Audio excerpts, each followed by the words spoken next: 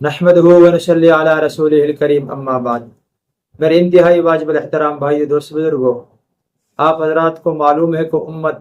کس کرب سے گزر رہی ہے، خصوصاً فلسطین والے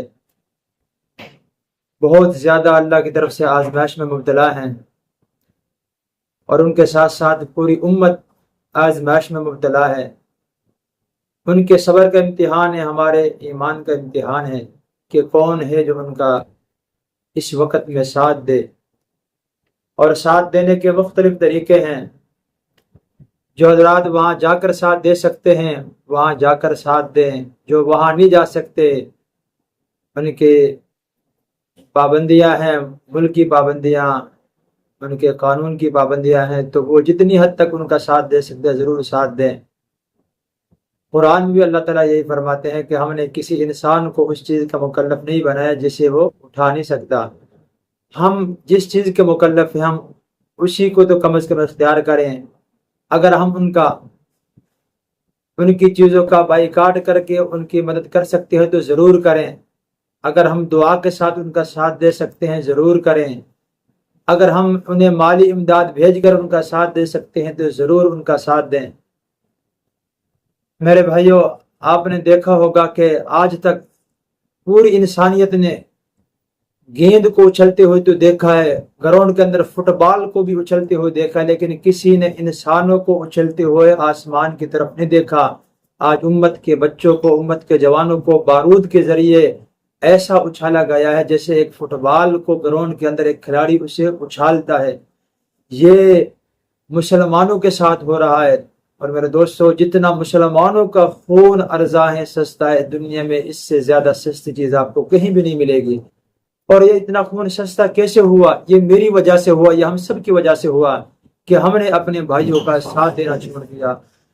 ہم نے اپنے بھائیوں کا آج ان کا نام لینا ہم گوارا نہیں کرتے، ہمارے حکمران، ہمارے صاحب اقتدار لوگ ان کا نام تک نہیں لیتے۔ بہت سے حضرات اپنے عہدوں کے چکر میں ان کا نام نہیں لیتے کہ ہمارے عہدے ہم سے نہ چلے جائیں۔ بھائیوں،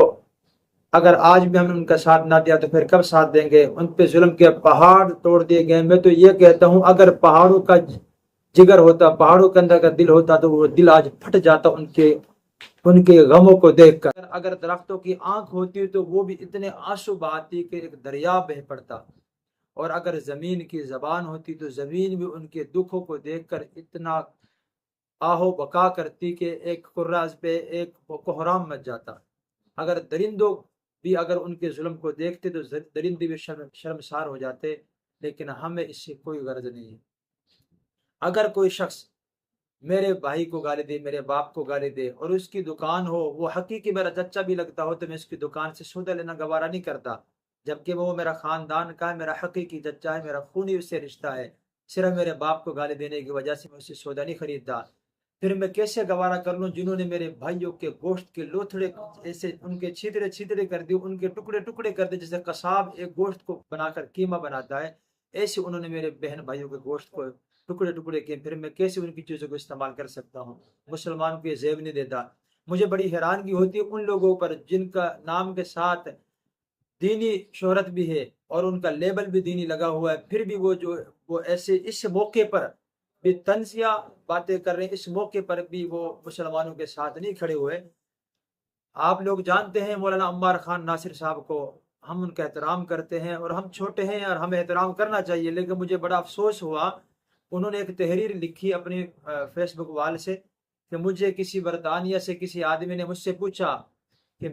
میرے پاس کچھ رقم ہے، میں نے فلسطینیوں کو رقم بھیجنی ہے، تو کیا کوئی ایسا ذریعہ ہے، آپ کے پاس کوئی ذرائع ہیں جس کے ذریعے آپ یہ رقم فلسطین تک بھیج دیں؟ تو مولانا عمار خان ناصر صاحب نے ان سے فرمایا کہ ہم تو خود ایسا کوئی ذریعہ تلاش کر رہے ہیں، ہمارے پاس کوئی ایسا ذریعہ نہیں ہے کہ ان کے تک ہم امداد پہنچا سکیں، اور اسے کہا کہ آپ خود اپنے ذریعے اس کو پہنچائیں۔ بڑی حیرت کی، بڑی افسوس کی بات ہے، اتنی بڑی شخصیت ہو کر، اتنے بڑی باپ کے اولاد ہو کر، اور وہ یہ اس موقع پر ایسی طنزیہ بات کریں کہ آپ حضرات نہیں جانتے مفتی تقی عثمانی صاحب، شیخ الاسلام صاحب رحمت دامت برکات عالیہ، ایک بہترین ایک شخصیت اور متفقہ شخصیت جس پہ سب لوگوں نے اعتماد کیا ہے، اپنا بڑا جانتے ہیں، وہ براہ راست انہوں نے ایک شعبہ قائم کیا ہے، ایک اکاؤنٹ ہے جو فلسطینی کی امداد کے نام سے بنایا گیا ہے، وہ اکاؤنٹ وہ ان کے ہاں وہ پوری دیانتداری کے ساتھ ساری کی ساری وہاں امداد پہنچتی ہے۔ میں نے ایک میرے فیس بک میں میرے جاننے والے ہیں، مطلب کہ ویسے ہی ان کے وہاں پر صفوان صاحب بڑے مشہور ہیں اور پڑھے لکھے بھی ہیں، کوئی دنیاوی تعلیم بھی بہت زیادہ ان کی، انہوں نے تو یہاں تک کہا کہ بائی کاٹ کرنا تو ثابت نہیں ہے،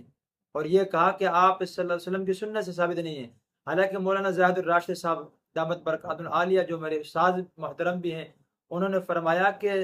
آپ صلی اللہ علیہ وسلم کا بھی سوشل بائی کاٹ ہوا، 3 سال تک شیب ابی طالب میں آپ صلی اللہ علیہ وسلم کا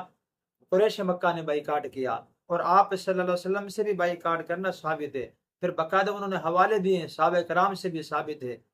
حضرت سمامہ بن اسال رضی اللہ تعالی عنہ کو جب انہوں نے اسلام قبول کیا، وہ جب اپنی قوم کے پاس گئے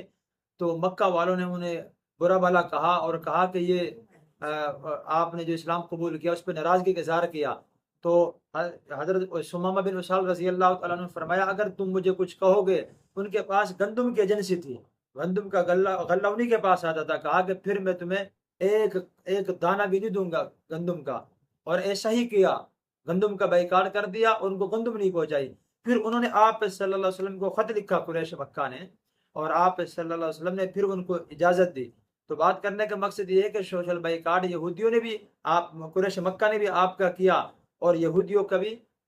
بائیکاٹ کیا گیا، یہ اسلام سے ثابت ہے۔ میرا سوال یہ ہے کہ جیسے مفتی تقی عثمانی صاحب سے بھی یہ سوال کیا گیا کہ کیا ان کی بائیکاٹ، ان کی مصنوعات کے بائیکاٹ کی کیا حیثیت ہے، اس پہ آپ کیا فتویٰ دیتے ہیں؟ حضرت نے فرمایا یہ فتوی کی بات نہیں، یہ تو ایمانی غیرت کی بات ہے۔ اس وقت بھی آ کر یہ لوگ، ان کا ہمیشہ انہوں نے کیڑے نکالے تو علماء پر، دینی دار، دینی جماعتوں پر، دینی طبقوں پر نکالے ہیں۔ آپ دیکھ لیں جاوید احمد غامدی کی، آپ دیکھیں کہ ان کی کیا اس وقت محنت ہے، وہ کہاں پر کھڑے ہیں، پوری امت ایک طرف اور وہ ان کے ماننے والے ایک طرف، مرزا جہلمی ہے، عمار خان ناصر اور دیگر جو حضرات ہیں جو اپنے آپ کو ایک دیندار طبقے سے جوڑتے بھی ہیں، ان کو دیکھ لیں، جتنے بھی سیکولر اور لبرل قسم کے لوگ ہیں، یہ سب پوری امت سے ایک طرف، ان کا ہاں کوئی فلسطینیوں کے ساتھ کوئی ہمدردی نہیں، کسی قسم کی کوئی ہمدردی نہیں ان کے۔ تو بھائیو، آپ علماء کے ساتھ، جمہور کے ساتھ کھڑے ہوں، اور آپ صلی اللہ علیہ وسلم کی حدیث پاک کا مفہوم ہے کہ میری امت گمراہی پر جمع نہیں ہوگی۔ آج ساری امت جس جگہ پر جمع ہے، آپ انہی کے شانے بشانہ کھڑا ہو، آج ان کا امتحان ہے، آج وہ ہماری طرف دیکھ رہے ہیں، جتنا کچھ ہم کر سکتے ہیں ضرور ان کا ساتھ دیں۔ واخر دعوانا الحمدللہ۔